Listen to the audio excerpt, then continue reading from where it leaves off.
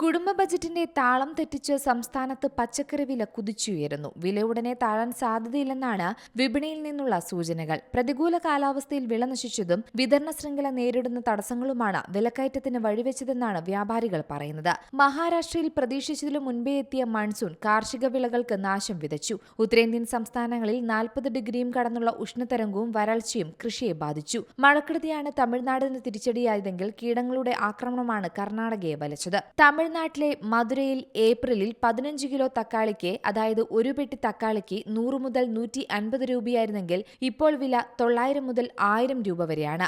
ഇതോടെ കേരളത്തിലും വില കുതിച്ചു. കഴിഞ്ഞ മാസങ്ങളിൽ കിലോയ്ക്ക് 30 മുതൽ 35 രൂപയായിരുന്ന തക്കാളിക്ക് ഇപ്പോൾ കേരളത്തിൽ വില 80 രൂപ മുതൽ 100 രൂപ വരെയാണ്. രാജ്യത്ത് നിത്യോപയോഗ സാധനങ്ങളുടെ വിലക്കയറ്റ തോത് അഥവാ പണപ്പെരുപ്പം മുൻ മാസങ്ങളെ അപേക്ഷിച്ച് കുറഞ്ഞെങ്കിലും ഭക്ഷ്യവസ്തുക്കളുടെ വില നിലവാരം ഇപ്പോഴും 8% ഉയർന്ന തലത്തിൽ തുടരുകയാണ്.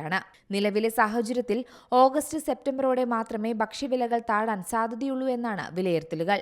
കേരളത്തിൽ ഒട്ടുമിക്ക പച്ചക്കറികൾക്കും വില ശരാശരി 50 രൂപയ്ക്ക് മുകളിലെത്തിക്കഴിഞ്ഞു. പടവലം, പാവയ്ക്ക, വഴുതന, കിഴങ്ങ്, ബീൻസ്, ക്യാപ്സിക്കം, വെള്ളരി, സവാള, ഇഞ്ചി, വെളുത്തുള്ളി, ഉള്ളി തുടങ്ങിയവയ്ക്ക് കിലോയ്ക്ക് 60 മുതൽ 240 രൂപ വരെ നിലവാരത്തിലാണ് ചില്ലറ വ്യാപാരം നടത്തുന്നത്. കഴിഞ്ഞ മാസം 25 രൂപയായിരുന്ന സവാള വിലയാണ് ഇപ്പോൾ 50 കടന്നത്.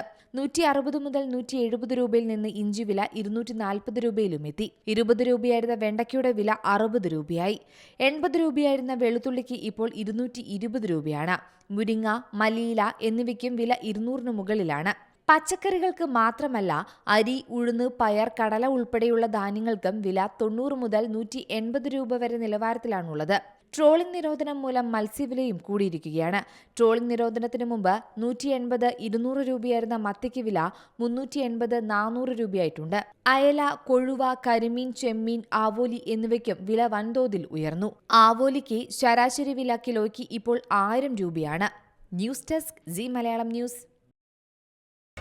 പുതിയ വാർത്തകളും വിശേഷങ്ങളും ഇനി വിരൽ തുമ്പിൽ. എല്ലാ ഡിജിറ്റൽ പ്ലാറ്റ്ഫോമുകളിലും ഇപ്പോൾ സി മലയാളം ന്യൂസ് ലഭ്യം.